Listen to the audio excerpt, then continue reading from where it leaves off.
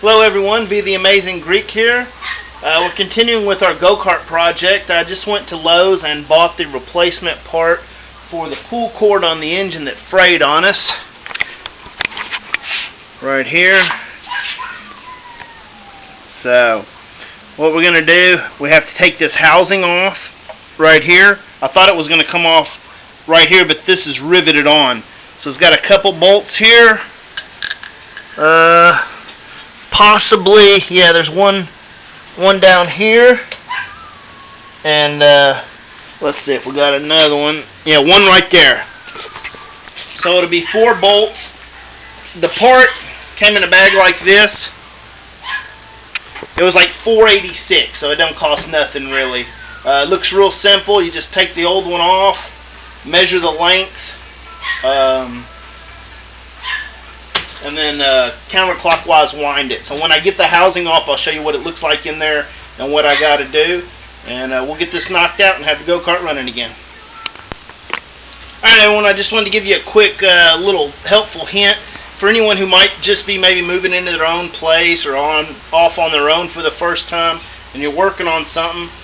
You don't want to lose screws, springs, things like that when you take something apart. So a good idea is to have you some type of container. You know, this is just a plastic container I got to keep your parts in. See, first screw I took out of the housing, I'm going to drop it in there. That way I always know where my stuff is. It can't roll away, it can't fall away. And of course, you know, you can get this style right here. You know, they sell those at Lowe's. But yeah, anything. I mean, just an old cup, a plastic cup, a mayonnaise jar, something. That way you don't lose your parts, and when you put everything back together, you got all the pieces. So that's just a little hint for anybody, you know. In the past, I used to not use them.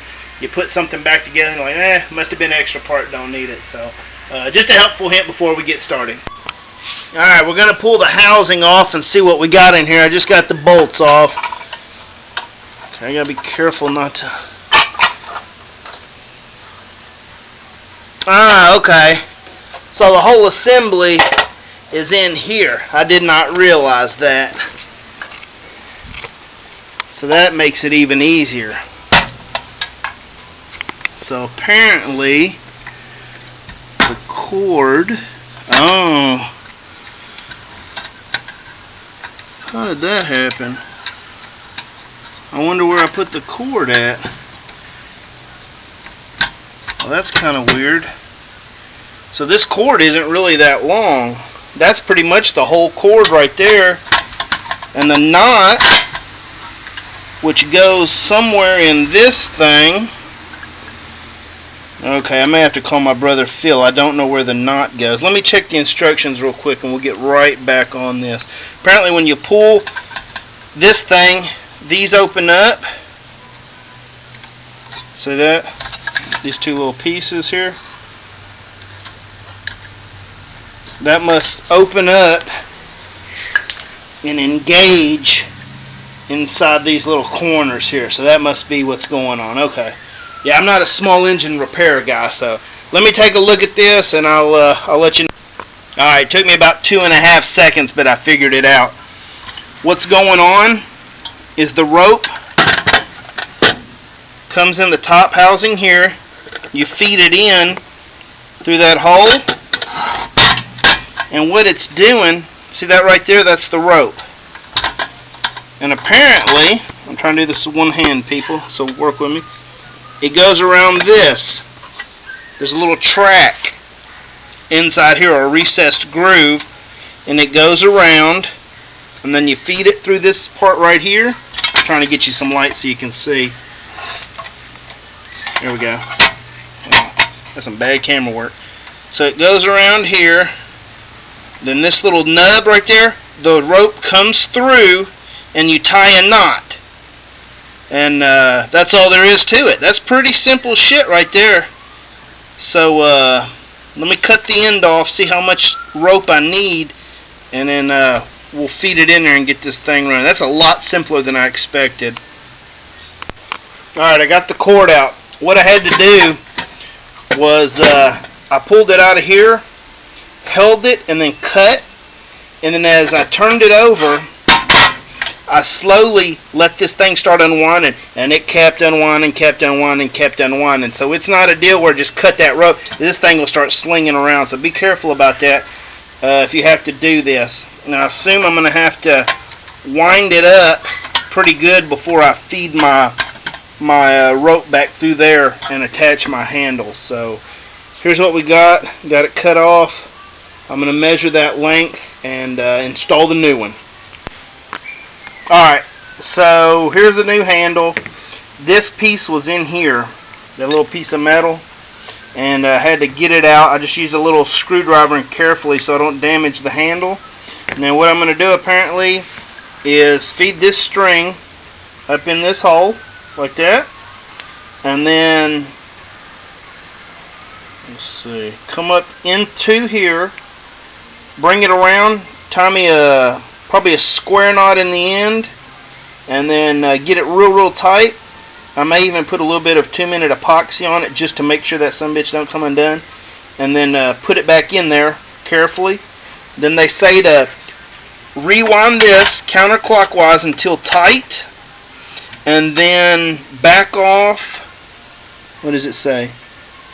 Loosen one turn and then install the rope into here. So that's what we're getting ready to do.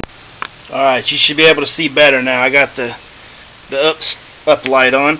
What I did was I counterclockwise wound this till it got tight. This nub here where my rope needs to come in ended up here, and it said to loosen it one turn. So I went ahead and did it about 1 2/3, 1 1/2. I don't want it too tight. So what I'm going to do now is I'm going to feed this end of the rope in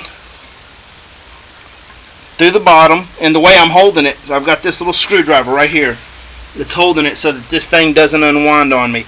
So I'm going to feed my rope through that hole right there, bring it in here, tie a knot, and then I'll slowly let this thing wind the rope up, and we should be good. I just wanted to make a note. What I've done is as I set my rope, I put the knot where the knot is inside my handle, and then I've run the rope the distance. I'm going to keep this on so I can tie the knot, but I made a mark where the end of the rope should be, so when I tie it, I'll try to tie my knot right here where this mark is, and then that way I'm pretty much just like it was. So that's the next step. We're going to feed it in. Alright, just want to let you see this little stuff in my hand right here. That was grease and grime that came out of the inside of the housing. So what I did was I went ahead and this is installed. I went ahead and cleaned it up, cleaned the inside real good, make it look all nice and clean. Had some grease and junk in there. It looks pretty good now.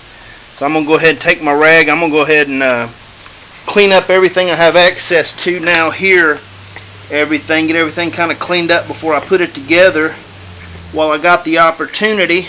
And she should start right up. And $5, a couple minutes. Actually, as you're watching this video, it took me twice as long. The video is twice as long as it actually took me because I had to stop, show you guys what I'm doing and all that, which I don't mind. You're my subscribers and viewers, and I love you guys, so that's why I do it. Next step, like I said, I'm going to clean that up. I'll give it a test fire, make sure it fires up okay, and then I'll probably change the oil in it since I've got some spare oil. So I don't know when the last time the guy changed the oil. Probably never did. He probably just kept adding to it. So that's what I'm going to do next, and we'll see how easy she starts. Alright, let's see if this thing starts. I just got it put on. The housing over here. There's our new starter pull cable. So let me hit the kill switch so you can stop it. Now let's see what we got here. Put the choke down that way. Let's see what we get here. Alright, come back. Oh yeah!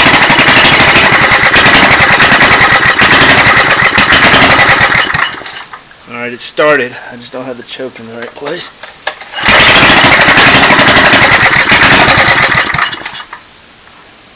well, starts up. I don't know what I'm doing wrong.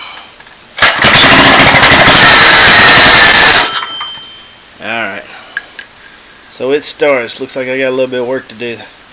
The clutch wants to engage for some reason. I don't know why I'm not idling. So, but at least I know that I installed it right because it starts it up. So that's good. So now we know how to install the pull cable for basically a lawnmower engine or a go-kart, whatever, tiller. They're all the same. So hope you learned something. I know I did. I didn't know how that thing works. So thanks for watching. I'm V the Amazing Greek, and I'll catch you next time.